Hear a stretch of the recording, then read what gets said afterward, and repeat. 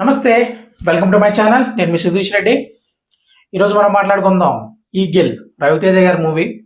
ఇందాక మార్నింగే చూశాను కానీ ఈ వీడియో చేయడం కొంచెం లేట్ అయింది, ఎందుకంటే ఆఫీస్ వర్క్ ఉంది. సో అండ్ దీని గురించి ఒక ప్రాపర్గా మాట్లాడాలి అని అనుకున్నా. సో ఓకే, లేట్ చేయకుండా తొందరగా రివ్యూ స్టార్ట్ చేద్దాం. ఫస్ట్ ఆఫ్ ఆల్ మూవీ గురించి ఒకే ఒక ముక్కలో చెప్పాలని తమ్మునేలు చూశారు కదా, శివతాండవం. రవితేజ గారు director, music director, dialogue writer Navdeep, Srinivas, ప్రతి ఒక్కరూ శివతాండవం ఆడిపాడేశారు ఈ మూవీలో. అంటే అంత ఎక్స్ట్రాడినరీగా ఉంది మూవీ అయితే. రవితేజ గారి కెరియర్లోనే one of the best movie. Kick తర్వాత డబల్ కిక్ ఇచ్చే మూవీ అని కూడా అనొచ్చు దీన్ని. లిటరల్గా అయితే గూస్ బంప్స్ మూమెంట్స్ చాలా ఉంటాయి సెకండ్ హాఫ్లో.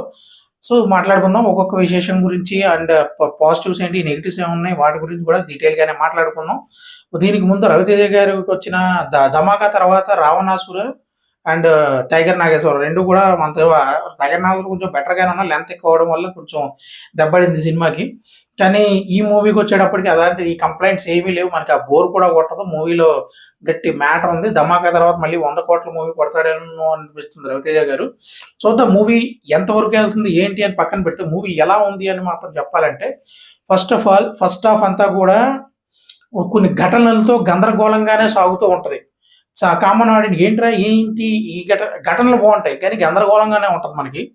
బట్ ఆ గందరగోళానికి తగ్గట్టు క్లారిటీ ఒక ఒక ఆ గందరగోళం మధ్యలో కూడా ఐ మీన్ ఎలా చెప్పాలి, సందర్భోచితమైన సంభాషణలు అంటే డైలాగ్స్, ప్రతి ఒక్క క్యారెక్టర్ పెర్ఫార్మెన్స్ ఏంట్రా ఇక్కడ ఎత్తుగేదుందా, ఇక్కడ ఓవర్ యాక్షన్ అలాంటిది ఏమీ లేకుండా అక్కడ ఎంత కావాలో అంతా పెర్ఫార్మెన్స్ ఇస్తూ రవితేజ గారు తన న్యాచురల్ స్టైల్కి భిన్నంగా ఒక పాత్ర ఎంచుకుని అందులో ఆయన టైప్ ఆఫ్ వెకటగార ఇలాంటి ఏమి లేకుండా గంభీరంగా ఆ పాత్రను పోషించిన విధానం, ఆ పాత్రకున్న హుందాతనాన్ని మెయింటైన్ చేసిన విధానం సూపర్ అని చెప్పాలి.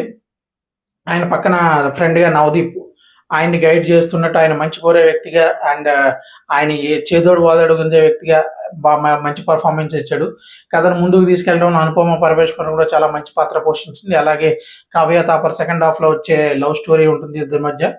ఈ లవ్ స్టోరీ గురించి స్పెషల్గా మాట్లాడుకోవాలంటే నాకైతే చాలా బాగా నచ్చింది. ఎందుకంటే నిబ్బీల లవ్ స్టోరీలా కాకుండా ఒక అర్థవంతమైన లవ్ స్టోరీ, దానికి ఒక వాల్యూస్ ఉంటాయి అండ్ ఏమంటారు హుందాతనంతో కూడిన గౌరవం వల్ల వచ్చిన ప్రేమ అన్నట్టు ఉంటుంది ఇది.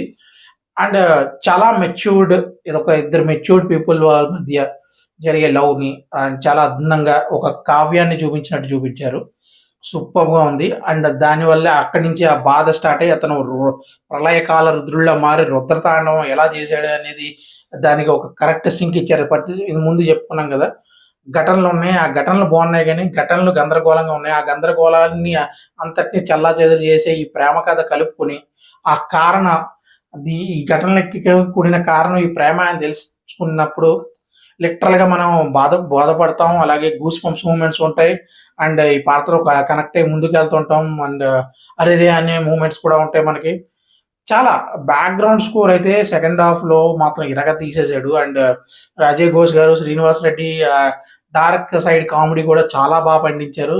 ఎక్స్ట్రాడినరీ కామెడీ, ఇది లేదు అది లేదు అని ఒకటి ఏంటంటే ఆ మాస్ ధమాకా సినిమాలలాగా పల్సర్ బైక్ పాటలు ఇలాంటివి ఏమీ లేకుండా ఒక ఫుల్ ఫ్లెడ్జ్డ్ ఒక మనం విక్రమ్ చూసినప్పుడు కానీ లేకపోతే కేజీఎఫ్ చూసినప్పుడు కానీ అండ్ మొన్న రీసెంట్గా వచ్చిన పుష్పలో ఇలా ఏవైతే మన తెలుగు ఆడియన్స్ కోరుకుంటారో అని ఒక different kind of action movie. అది కూడా కథ రొటీనే కానీ దాన్ని ప్రజెంట్ చేసిన విధానం అద్భుతంగా ఉంది.